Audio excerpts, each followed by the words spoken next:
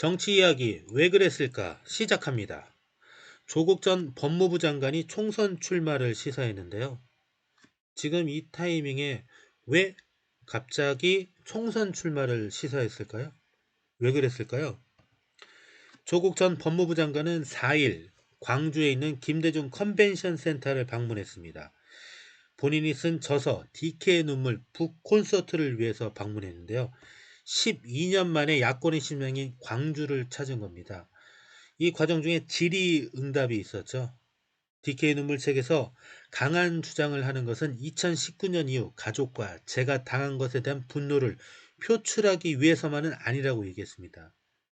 현재 같은 체제는 신건부 체제라고 얘기했습니다.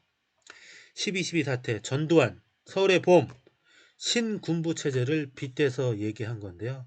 현재 신건부 체제는 종식돼야 되고 그를 통해 민생 경제가 추락하는 상황을 살려야 된다고, 그것을 위해서 돌 하나는 들어야겠다는 마음을 갖고 있다고 출마 의사를 조국 전 장관은 시사했습니다. 조국 전 장관은 슬프지만 학자로서의 역할은 끝난 것 같다라고 직시하고 있다며 얘기했습니다.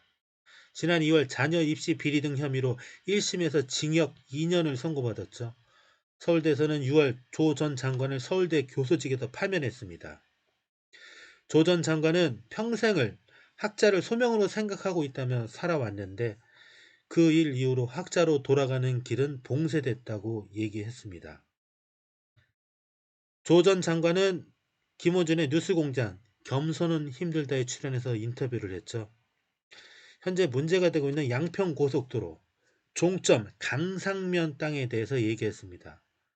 문제가 되고 있는 강상면 땅이 문재인 대통령의 부인 김정숙 여사, 이재명 대표의 부인 김혜경 여사의 것이었다면 만약에 검찰은 어떻게 했을까요?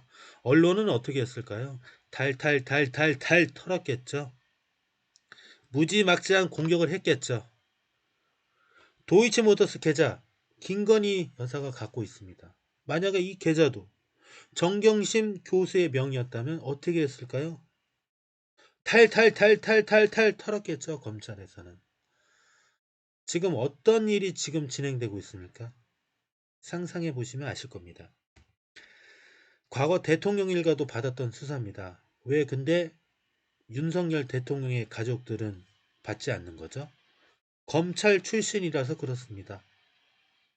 과거 대통령들은 검찰 출신이 아니었죠. 김영삼 대통령의 자제 수사했습니다.